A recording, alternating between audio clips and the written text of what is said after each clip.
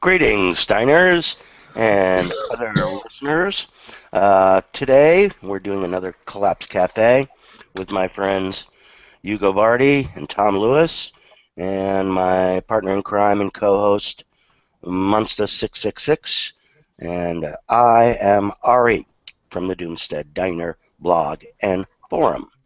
Uh, our subject for today is one that's been making it into the news quite often, and the subject is China. And the two sides of the coin here, you have a fairly large faction of people who are what you call China bulls, people who believe China will be the next world superpower and empire to take over as the American and Anglo-American and Western European empire disintegrates, which it appears to be doing at a fairly rapid rate these days. So they think China will be the next superpower and economic superstar. And then you have the other half of the equation, the China bears. And these are folks who see all of the problems that China has these days. Problems with population overshoot, problems with pollution, uh, problems with demographics in terms of uh, aging population that actually many countries have right now, industrialized countries. So there are these two sides of the coin, and I was hoping to be able to get a couple of real China bulls on the show, and would have spiced up the conversation, I think, quite a bit. But unfortunately, was not able to get any real super China bull. Uh, our panelists here are, for the most part, I know Tom is a real China bear, and Hugo, I think, sees both sides of the coin as he usually does. That's the way Hugo is. So let's start off with some of the more positive aspects here that have been talked about. One of them is the so-called New Silk Road, a corridor stretching basically from Peking, Beijing, to Moscow and beyond into Europe that will allow for trade to occur there over the landmass. Right now, it's pretty difficult to move across that landmass, and a lot of stuff moves by water. So we were talking a little bit about that before, about empires and so forth. Hugo, you want to tell us about it from the historical end? Well, there is this idea that empires depend mainly on communications. You cannot have an empire if don't have a way to communicate the various parts of it, to link them by some very efficient way of communication, because if nothing else, you have to move troops from one side of the empire to another. So in history, there have been two kinds of empires. Some empires were based on sea transportation, on oceans, or anyway on water, and others were land-based empires. And it is a story, behavior that goes back to very ancient times, to Roman times. The Roman Empire was strongly based on the communications that the Romans had built over the Mediterranean Sea. Without the Mediterranean, you would never have had a Roman Empire. And one of the enemies of the Roman Empire was the Persian Empire, also in some conditions called the Parthian Empire, which was a land-based empire, which meant that the two empires were fighting against each other, but they would never be able, essentially, to gain the upper hand against the other, because when the Romans tried to expand inland, they found that they could not take with them the sea lanes which which refurbished their armies. So they had to stop after a while. And then the Parthians or the Persians, they tried to move into the Roman Empire, but they had difficulties of keeping their supply lines all the way to the territory of the Roman Empire. So it was a sort of an equilibrium, and we're seeing this very much nowadays, because what we're seeing is an ocean-based empire, which we call the Roman Empire, which is essentially the United States and the fellow allies, which dominate the seas, just like the Romans, who dominate the Mediterranean Sea about 2,000 years ago. On the other side, you have the land-based empire, which is sort of emerging right now, probably as a consequence of the domination of the seas on the part of the Western Empire. So if you watched the parade, the victory parade in Moscow this March, you would see that all the representatives of the land-based empire, the Asian empire, were there watching the parade. There were the Russians, the Chinese, the Mongolians, the Indians. They were there. That was a parade of the land-based empire of the East. And so the two empires can fight, but they can rarely destroy each other. Well, maybe in Roman times there were no nuclear weapons, but still the world is big and it is difficult to destroy it. So what we're Well, seeing is the can I, recreation of a strategic situation which was rather common in the past. let me just stop you for a minute on that aspect of uh, the utility of sea-based empires now in an age of modern weaponry where you have hypersonic cruise missiles and so forth.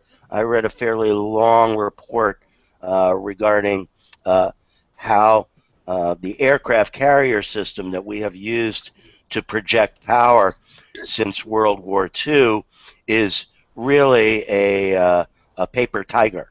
That this this business uh, can't work in an era of modern warfare with the type of cheap missiles that both the Chinese and Russians can produce. The Russians have a missile now that packs in a shipping container, a Connex, and you can't tell it from a regular one. And they're selling this thing to everybody. Uh, so the deal is for a carrier group to be effective, it has to be within 370 miles or so of wherever it's trying to project its air wings because of the fueling issue, of course. Um, so that is well within range of these these missiles, and so, if there's no anti-missile system that's going to defend against, 50 or 100 of these hypersonic missiles and cavitating torpedoes and all the rest of that can be fired off once you got a real hot war going.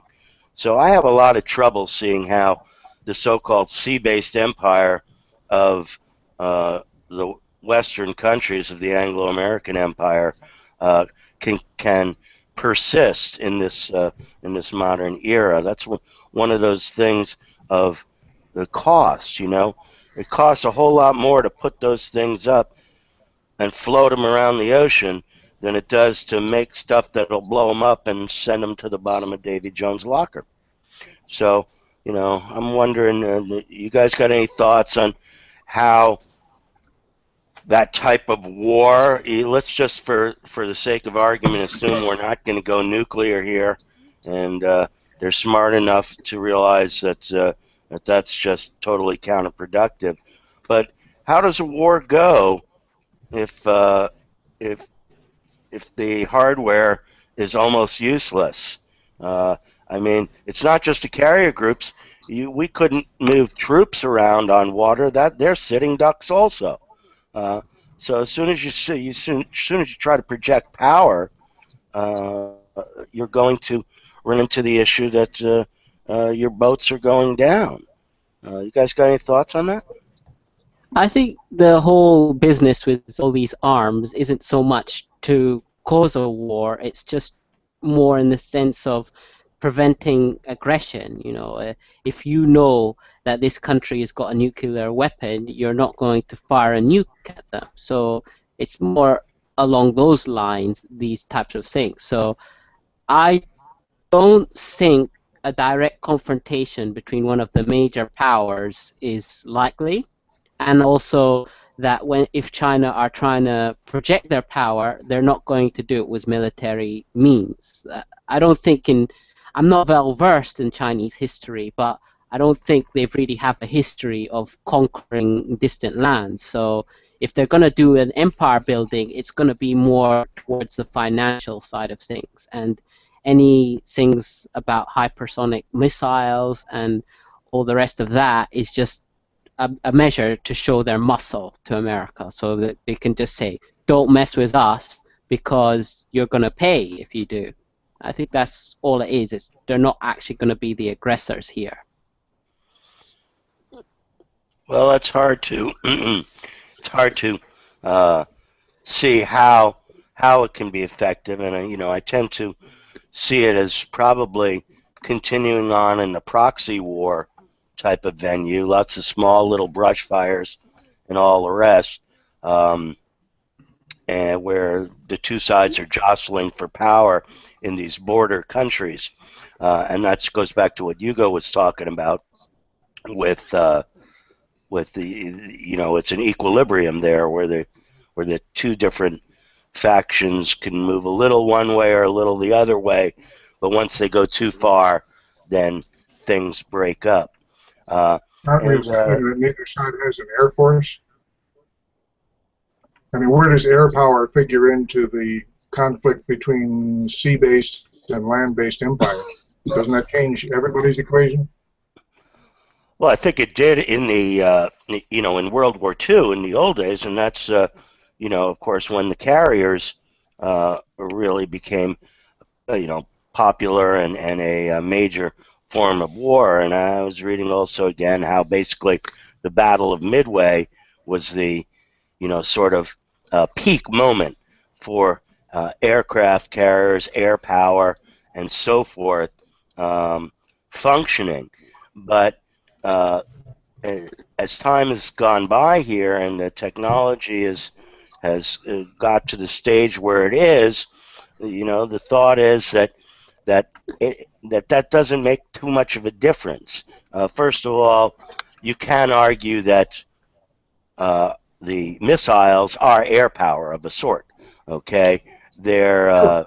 yeah, so they definitely uh, are part of it. But as far as traditional air power, as in F-35 jets and so forth that land and take off of carriers, uh, the way I see it, that whole form of warfare is fairly obsolete.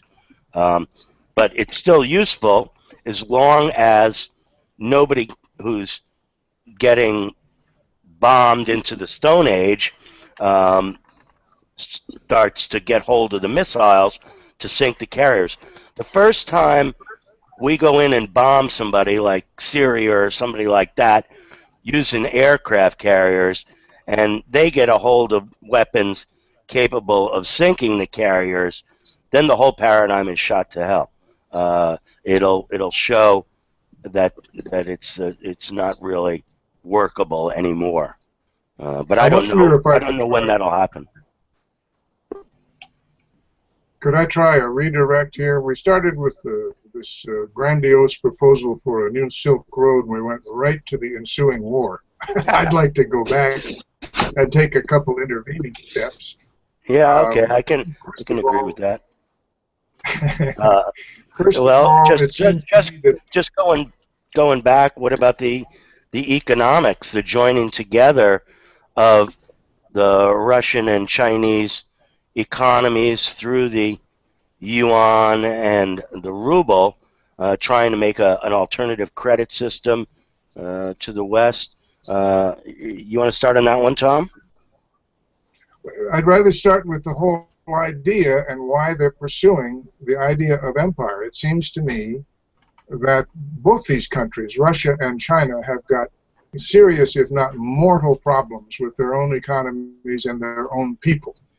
And, you know, it's a long-honored tradition that the best way to get your people to shut up and salute the flag is find a good, solid external enemy, and or do something for the sake of empire. But realistically speaking, I mean, the Chinese haven't even got into the carrier age yet. They've got one lousy carrier that they built on a Soviet keel, for heaven's sake, and that's their navy. That's their naval power.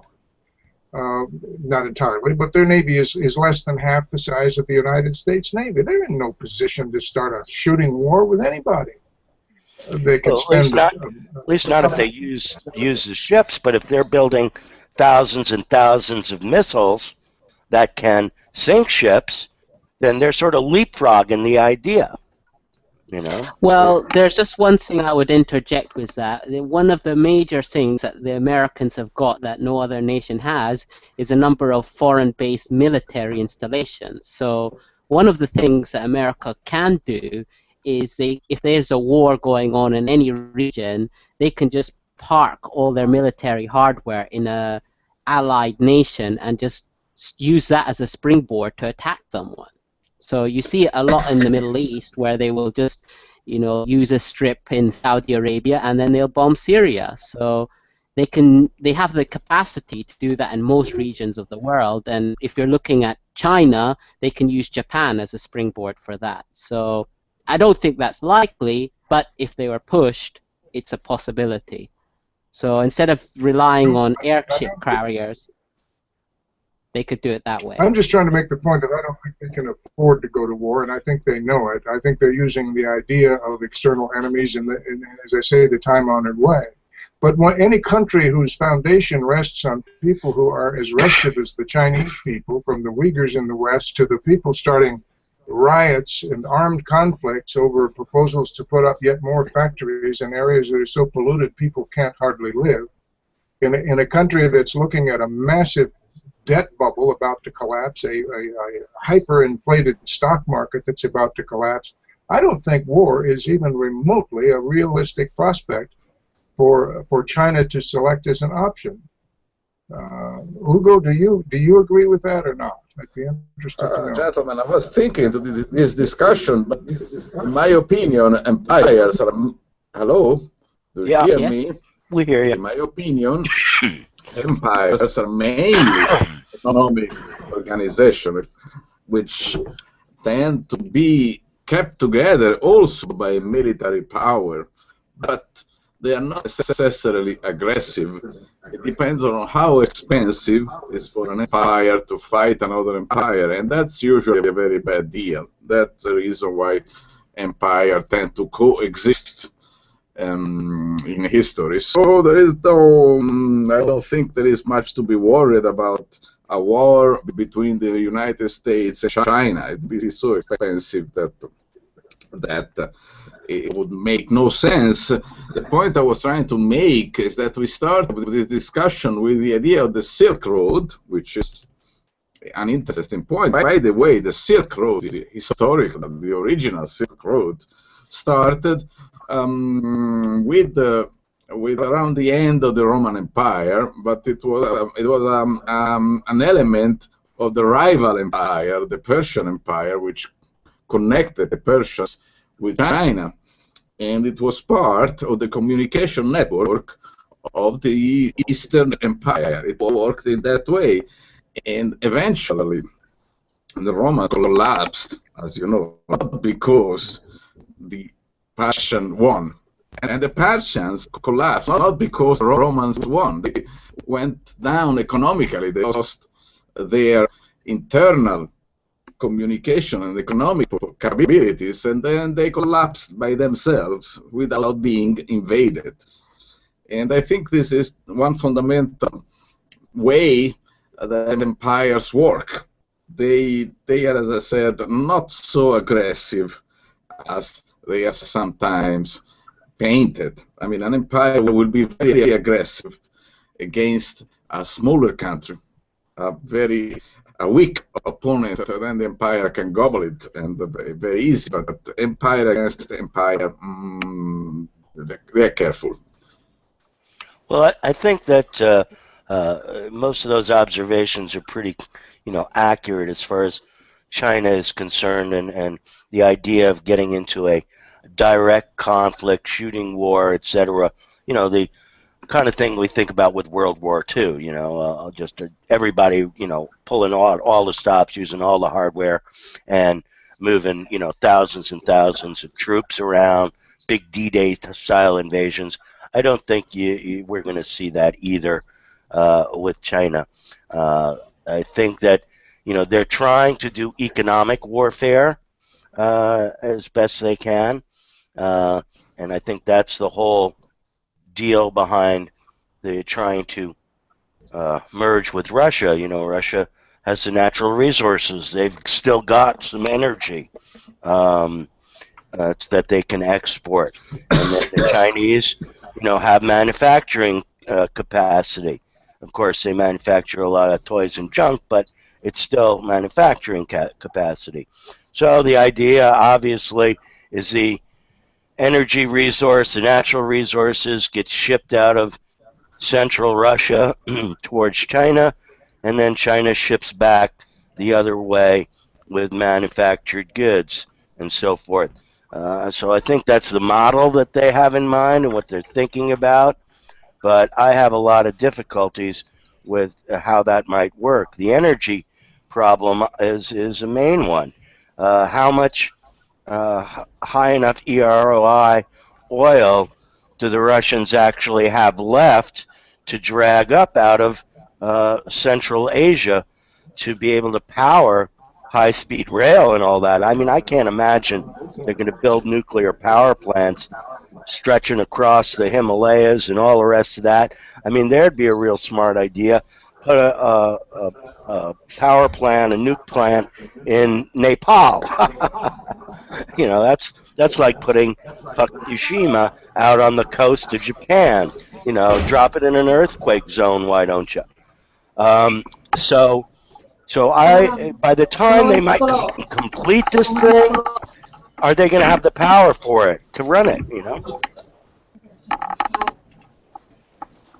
Yeah, I think this energy situation is kind of a difficult one to answer. The main advocates for China suggest renewable energy as the way forward, and this is one of the arguments that I have been hearing, that China has been building up a lot of renewable solar panels. I'm not so sure about wind power, but it's increasing at a fairly rapid rate. So that is the proposed solution, and they're just, it's not just renewables, but all nuclear nuclear powers and all channels. But the problem with nuclear, I see, is the amount of uranium is a bit limited, I think. I think we're struggling to meet demand for uranium as it is with existing plants. Trying to up it up to build so many in China seems challenging. And I think with nuclear plants, they need a lot of water. I don't think China has an abundance of water, and most of Asia has problems with water shortages, and I think that'll be a bigger problem in the future. So it's questionable for me. But what do you think about the energy situation, Tom? What's your stance on China and their future on that? On energy in particular? Yeah. How do you think the energy equation is going to play itself out in China? You talked about pollution and so forth. Right now, they're getting most of their energy from coal right now. They swear they're going to stop doing it, but they continue to increase the amount of coal that they're importing and burning. And look at the condition of their air. Look at Beijing, where their own science academy has declared the city to be virtually uninhabitable by human beings, where children are are getting irreversible lung damage by the time they're 5 and 6 years old. I don't know if any of you saw that amazing documentary Under the Dome that the young Chinese woman made, and that for a time they allowed to be played in China, and then they said no, not anymore. But we can see it on YouTube. Have any of you looked at it? It's an astonishing view from the point of view of a young mother of Chinese pollution, which is a result of burning coal for energy. And it's something that they simply can't stop doing anytime soon. And we can't, I think, rationally talk about them having all of these options when they're killing their people with their main option. She talked to a child who was in elementary school who had never seen stars. I mean, that's just an astonishing little factoid. And people having to put on masks to go outside. And now in the industrial cities, including Beijing, the cloth face mask isn't sufficient. People want respirators in order to go outside, and rightly so. You can't keep doing that and remain powerful and able to project power. You're killing your people, and you're killing the web of life that supports your people. The amount of water pollution in China, where 47% of the groundwater, which is the safe water, that's the water that's underneath the ground and safe from pollution, 47% of that is unfit for contact with human beings. Doesn't mean you can't drink it, it means you can't touch it. The soil is becoming laden with heavy metals and pollution from factory smokestacks to the point that it can no longer be used for producing human food. How can you ascribe to a country that's in that condition and getting worse by the hour all of these global domination motives and capabilities in the future? I can't make that leap. I don't get that logic. You go. You want to see where, if you can. Well, there are many things ferret that out the could be logic. said. No, it's true, absolutely true. China is in a situation similar to what England was maybe 150 years ago. England were horrible. There was the same kind of sickness of malnourishment.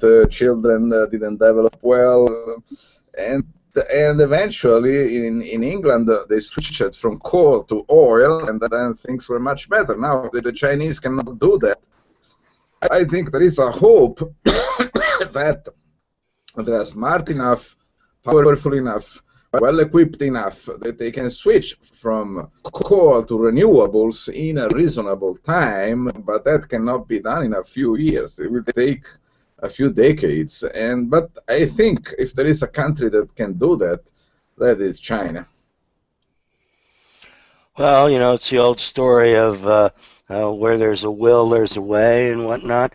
But I do tend to agree with Tom that the rate at which they're destroying the environment appears to be so rapid that even assuming you accept that renewable energy can eventually power things like high-speed rail across Asia, um, that the amount of time that it's going to take to develop that type of energy system and build a whole business out, and then the expense of cleaning up a messed up environment. When you've got all that water pollution and all the soil contamination and all the rest of that stuff, it costs billions, trillions of dollars to clean it up. That's all externalized costs that the factories and so forth that produce the toys never picked up on, but which the public sector in China, if they do want to get cleaned up, get the whole place spick and span again, the public sector is going to have to pick it up. And then, where do they get the money for that? And the economics appear to be winding down with China in terms of their ability to export their stuff to anybody. Um, they had fabulous double-digit growth rates going from probably 1970 on, or 75 anyway. Um, but now they're down to 7%, and that's by their own inflated figures. I somehow doubt that they're still growing at that rate, and if they are, it's just paper money growth. It's not actual organic growth of their economy. So, Can I make a semantic point? yeah, go ahead. Um, I agree with everything you just said, but I just note that you are speaking of the environment as we have been schooled to speak of the environment, and this is a major success of the polluter PR people. They convinced us a long time ago to talk about the environment as if it was a special interest, as if it was, you line it up against, there's oil and there's gas and there's the Chamber of Commerce and then there's the environment, and these are all special interests off to one side. It's the issue for China, it seems to me, is not the danger they've done to the environment, but the danger they've done to their own people. It isn't that the environment has been hurt, it's that they're killing their people. The cancer rates have, quintupled in 30 years. Their population, half of their people are pre-diabetic. There are other factors that come in there with the massive migration from the rural areas to the cities and the adoption of the Western diet. They're getting sick for multiple reasons. They're getting older in their makeup. But it's not the environment that's been hurt. It's not this thing over there that we can hurt or kill or leave alone as we choose. It's the people of China and their very existence that's been hurt. Well, the reason they're dying is because the environment's being hurt. They're dying from the poisons that are being dropped into the environment. So one thing follows the next. Talk about the environment, it's somehow cleaner and more antiseptic than talking about the people that are dying. That's all. Just a semantic point. Oh, okay. Well, yeah, I can see that. But I try to be in your face about dead people. Quite often in my writing on the diner, and basically, confront the fact that we're facing a fairly large-scale human die-off, and in a place like China with 1.3 billion people, they are in a situation of one of the worst overshoots of any country. I mean, Japan is probably worse just because their land mass is so much smaller. But them and the Indians also have the deep overshoot problems. So in terms of places that are going to suffer the most dead people, it's going to be places like that, especially in their bigger cities like Beijing, polluted cities, places down in India, Calcutta, and whatnot. Where you just have sanitation issues and all the rest of that going on. So this is coming down the pipe. There's no doubt about that, and it's going to factor in to this ability to make and maintain an empire over time. A point about energy. Ugo referred to the development of renewable sources of energy to do things like power bullet trains. I have a hard time even imagining that, but here's a point I'd like to make in general, and I make this about the United States as well. When we tried to convert to renewable forms of energy using industrial techniques, when we say, oh, okay, we'll use solar energy because it's renewable, tell you what, we'll put a whole huge solar farm in the desert. We'll build roads in there, and we'll drill wells to get water, and we'll build a small city for the people who have to work there, and then we'll build this enormous grid out there to take the electricity from the desert in California to New York City. It'll be great. Well, that's no more sustainable, even less sustainable than what we're doing now. Nobody wants to go the route of the distributed renewable energy, financing people's solar panels on individual roofs, establishing the principle of making the power making the energy where you use it. If you eliminate the need to transmit it and centralize the generators, you eliminate much of the curse of industrial civilization. But nobody will even step in that direction because they can't see where the money's to be made in the quantities that you can make by manufacturing these huge wind turbines and then setting up wires on sticks to take the power to a different part of the country. Nobody moves in the direction, and China is centrally directed. They sit in a room and decide what the whole country should do. I doubt that they're going to pick up on the fact that if you did distributed renewable energy, you might have a shot. I think Yeah, that. I do agree Go ahead, with that. Master. I was just going to say that, yeah, I do agree with what you're saying, because I think solar energy has its place and wind energy has its place, but not under the economic framework of industrial civilization, which we have to remember is just built on growth. So, you know, it's never enough. You have to produce more and more energy every year. And that's not going to work whatever energy platform you use, because you'll reach a limit at some point.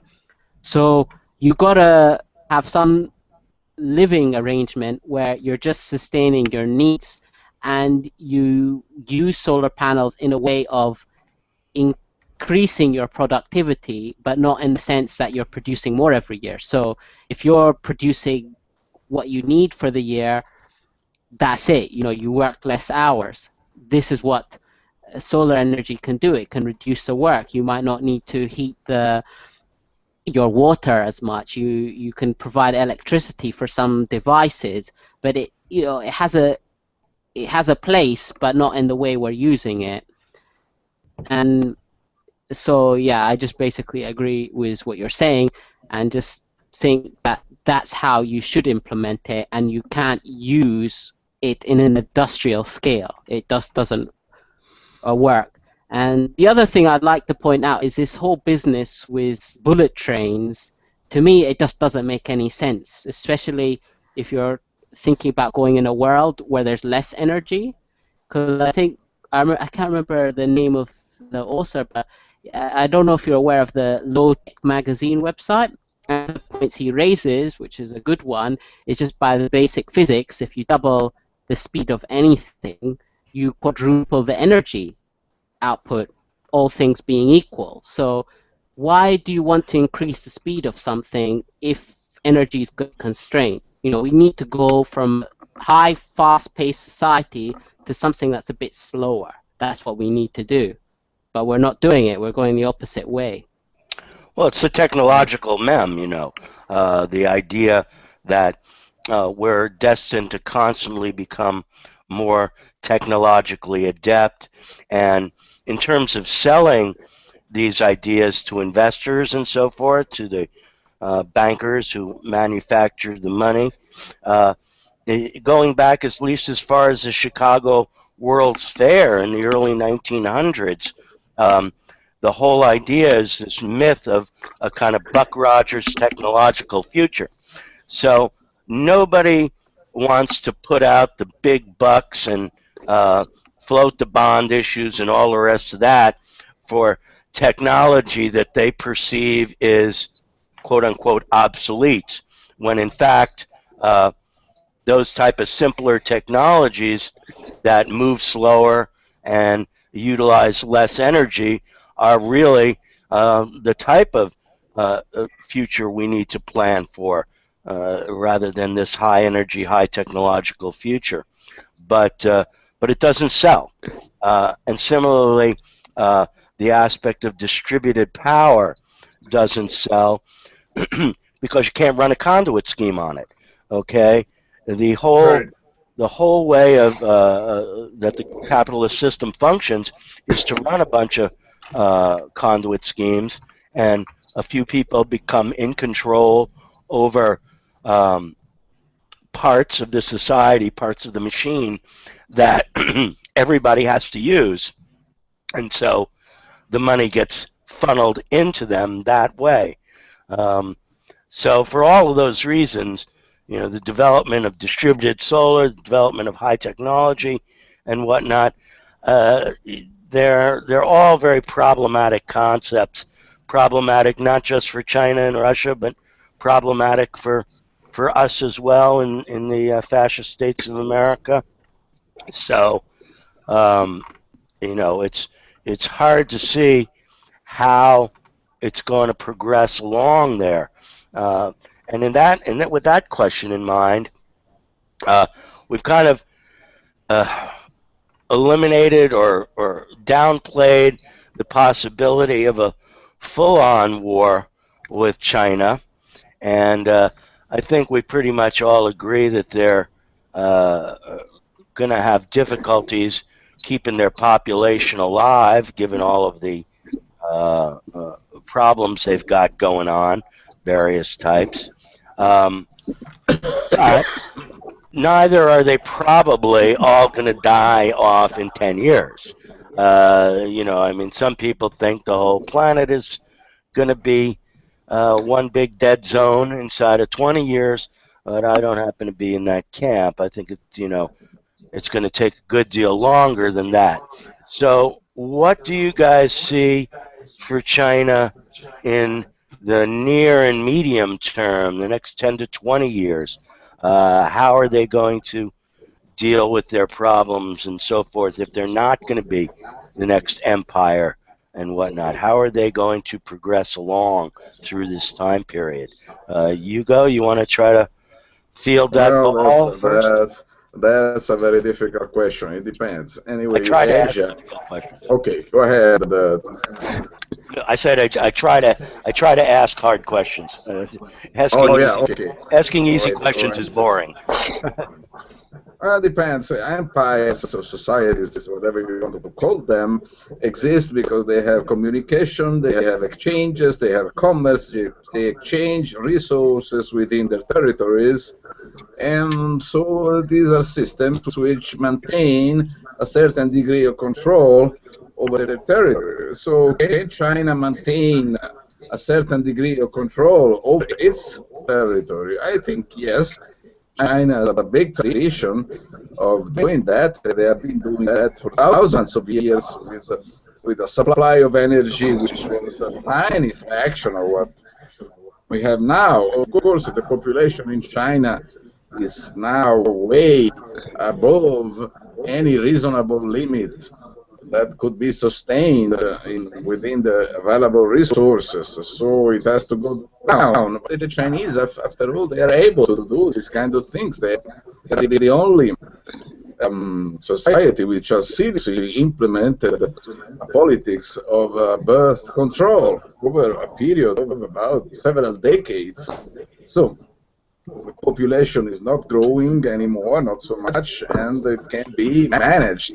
Many things can be managed in China, and what you need to manage a big society in a condition of economic distress is a strong central government, which is another advantage that China has. We in the West, we seem to be thinking of the future as a constellation of small farms spread all over the territory. That's not going to work.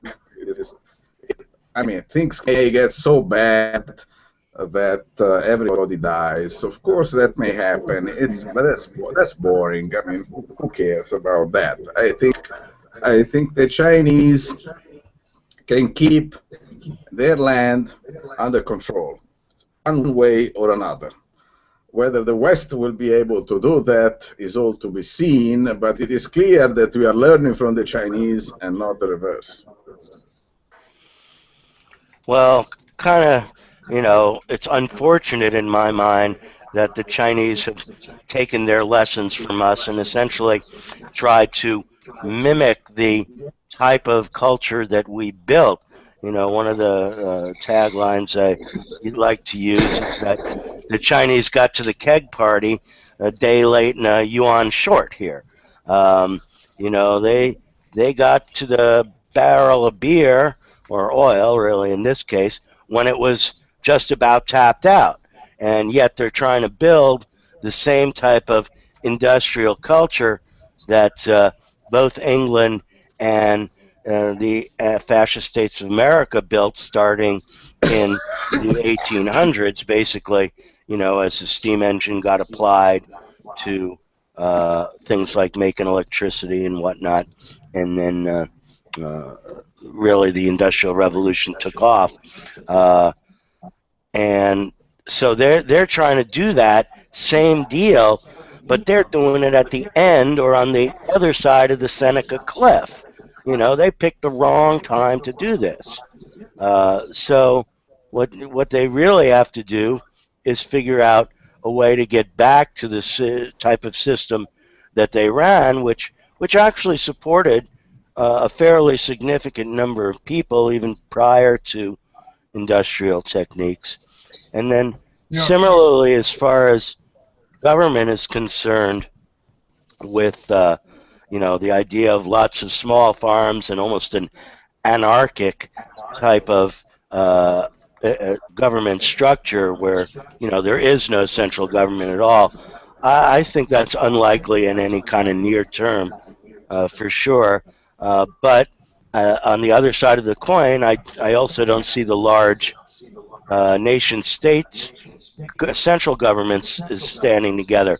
So, at one point, I think I broke up a North American continent into about 8 regions, which I thought were probably governable under, with a smaller government, but similar to the structure that we have now. I don't see a, complete change in governmental structure uh, too soon either. There are too many culturally invested aspects to the way we live to be able to change the government that much, at least in what it does, but its size and the communications aspect that you talked about before you go early on in the discussion. Uh, these communication aspects that become more and more difficult over large expanses of land and sea, those become ever more difficult with each passing year. And so eventually, I think the pressure is on for these organisms to break themselves up. The Spanish, the Catalonians, have been talking about secession for a while over in England. The Scots held a referendum for secession. Um, you can see in Ukraine the breaking up between the Russian-speaking Ukrainians in the east and the Ukrainian Yukis from the west of Ukraine. So in all these places, you see this breaking up, this factionalization that's occurring. And I don't see why China will not be subjected to the same business. I mean, they've got a lot of different cultural groups and whatnot besides the Han Chinese. You got the Mongolians, you got the people up in Tibet, the Nepalese, and so forth. So it's hard for me to see how the Chinese empire, even as it stands, forget merging with the Russians, how it's going to hold itself together. But again, it's a question of how fast does it fall apart? Does it take 5 years, 10 years, 20 years, and that central control aspect, how long does that retain its power? You know, they had their revolution before. I don't see why another revolution and another massive upheaval occurring over there couldn't happen. I see it as quite a. If it does happen, I hope they're not quite as contemptuous of the idea of small farms as you guys are. I I'm not remember that contemptuous China. of small farms. Just the governing aspect of a bunch of small farms, Right. and how that works. But the Chinese fed their population very well for many centuries with farms that averaged 4 acres in size. Since they started adopting the United States model of monoculture spread over thousands of acres, one crop, doused with all kinds of chemicals to bring it to fruit. Since then, they've started to import food and to have trouble feeding their own people. Small farms, I think, is the way to go, because the question, probably not to save the empire, but to save people. My premise in my book, Race for Impact, is that it's too late to save everybody. It's too late to save the empire. We have to concentrate on how to save ourselves and our families. And with that in mind, I'm all for small farms. Permaculture, I'm in contact with people, young people, who are adapting the principles of permaculture and choosing to live on incredibly productive small farms. This is spreading. It's spreading through our country and spreading through the world. And I think it's the one really hopeful thing that's happening. Won't save the Chinese, won't save the United States empire. I think it'll save a lot of people. Well, I definitely agree with the aspect of trying to save as many as you can. That's another one of my taglines. Uh, and the idea that, people have to start generating their own food and their own and be self-sufficient. Our Sun Project, Sustaining Universal Needs, which is a 501c3 nonprofit company, is totally geared around the idea of permaculture, building small communities, utilizing some technology, appropriate technologies like hydroponics and aquaculture and so forth, to be able to intensively raise food with lower amounts of water. If you run hydroponic systems, you're utilizing 10% or less of the amount of water that you use in even in permaculture type farming, because the water constantly gets recycled through the system. It doesn't drain into the soil. Um, so it's a much more water conservative method of growing food, and that, of course, is one of the biggest problems we have. Besides that is the soil aspect. It's also much more conservative of nutrients, which don't get rinsed out into the soil. So, to me, that is a future, that's a technology we really do need to pursue over time here. Uh, and I also like, small and distributed as opposed to the large corporate entities and so forth that have come to control our lives by controlling the conduits. Probably the main conduit that's controlled is the one controlled by Monsanto. And who are they talking about merging with now? Syngenta. Okay, so by themselves, if they merge, Monsanto Syngenta would control more than 25% of the world's food supply.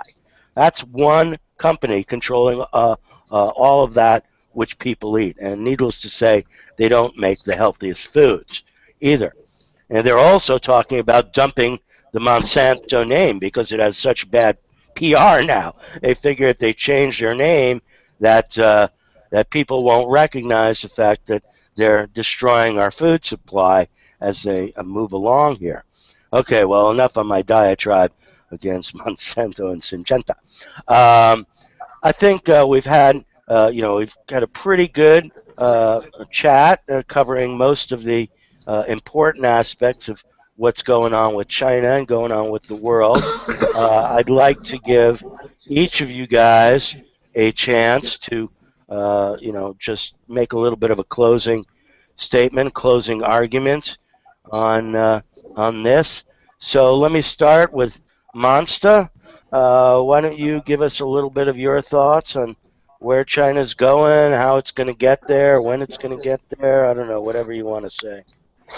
Well, my main thoughts on China is, I think most people, if put in a situation, they can agree to an economic or a political system. So there's a lot of debates about communism, capitalism, socialism, democracy, dictatorships, and so forth. But as long as your basic needs are being met, then people will generally go with it. They'll go with the program. But the main question mark I see with China is what will happen when things go wrong, and that's going to happen at some point. I don't care what the bulls say. Give it a long enough time frame, everything falls Zero apart. hedge. Right, Yeah, right. The yeah. survival So, rate of everything goes to zero. and that includes countries as well.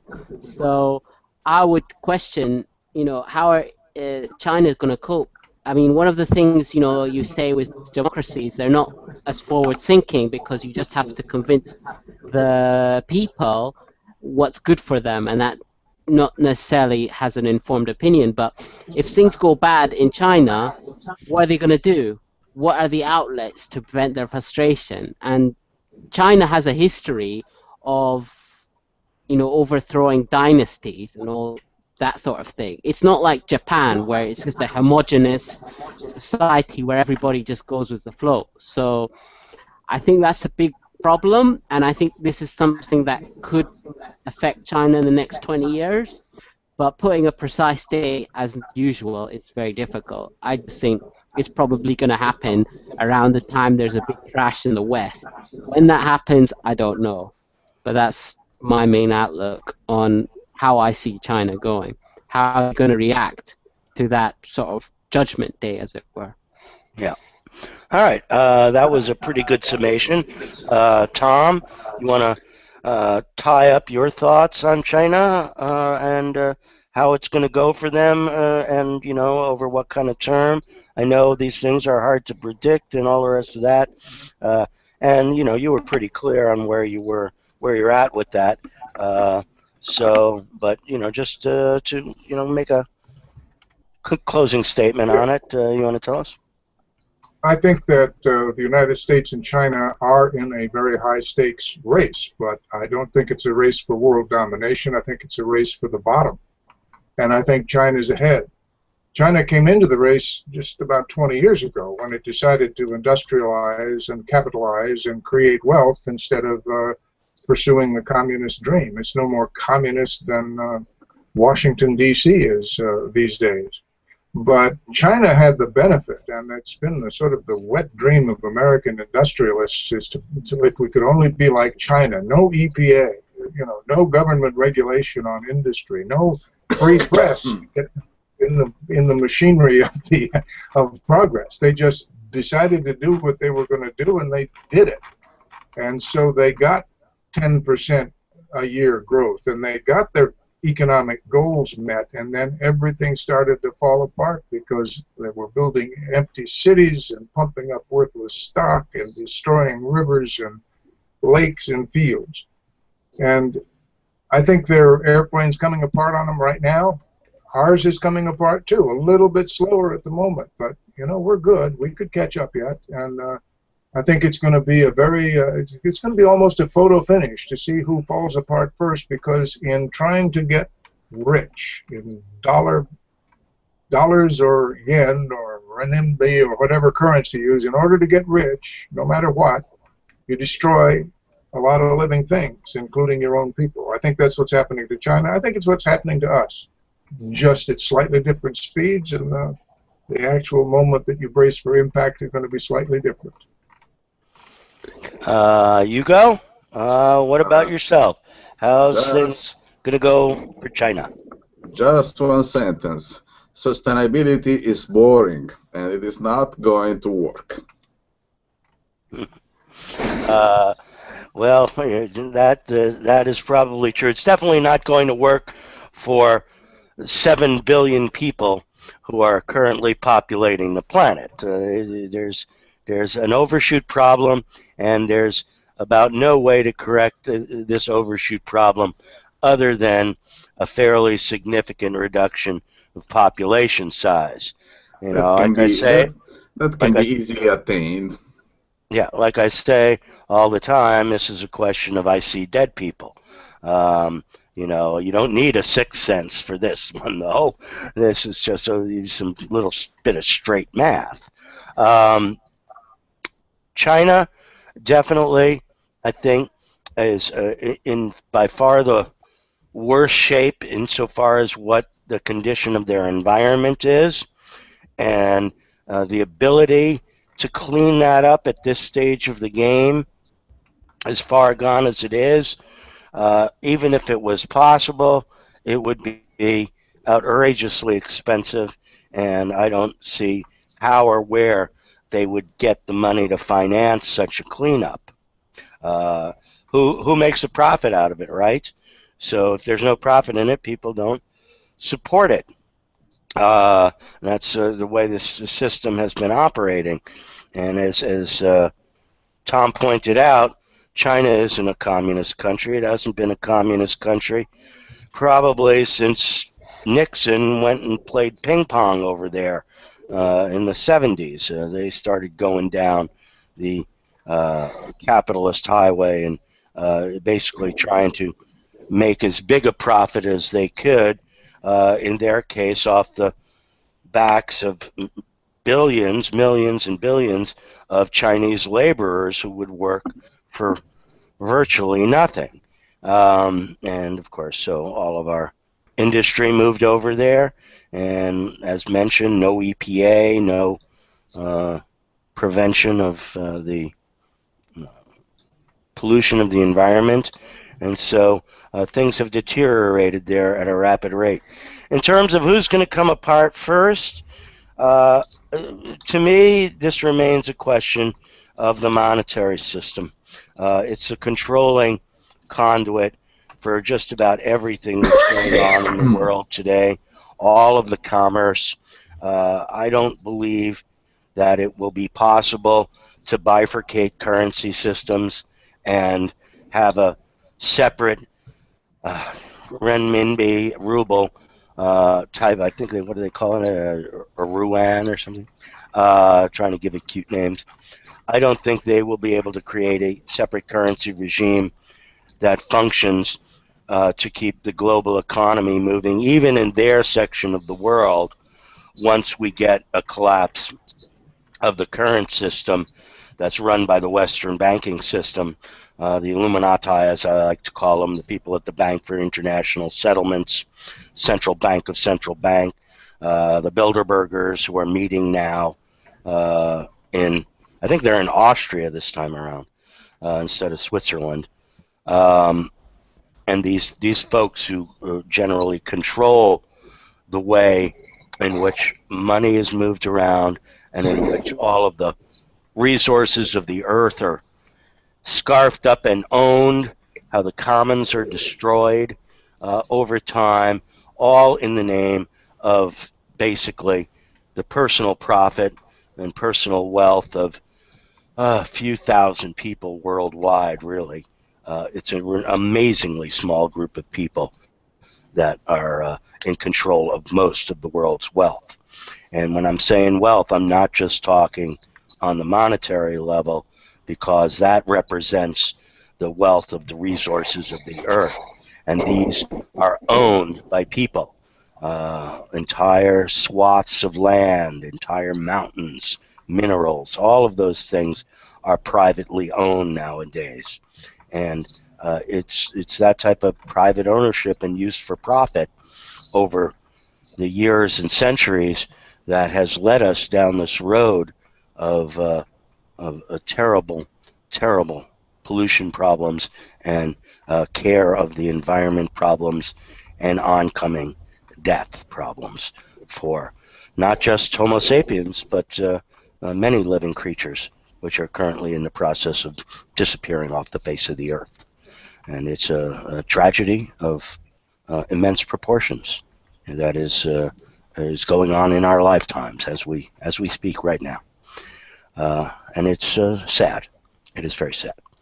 But anyway, I would like to thank my friends Hugo and Tom Monsta for doing this episode with me on China.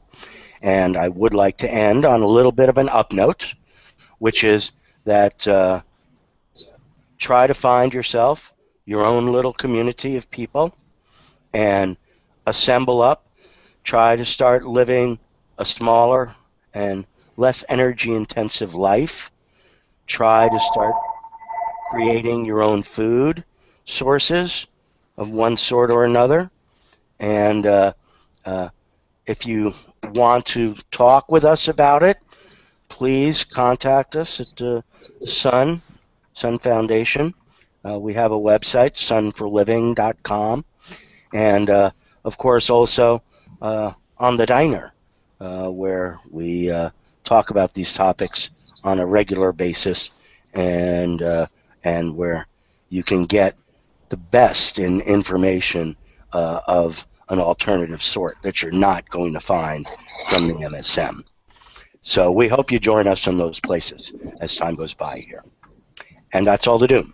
This time until next time, here on the Collapse Cafe. See you later, diners.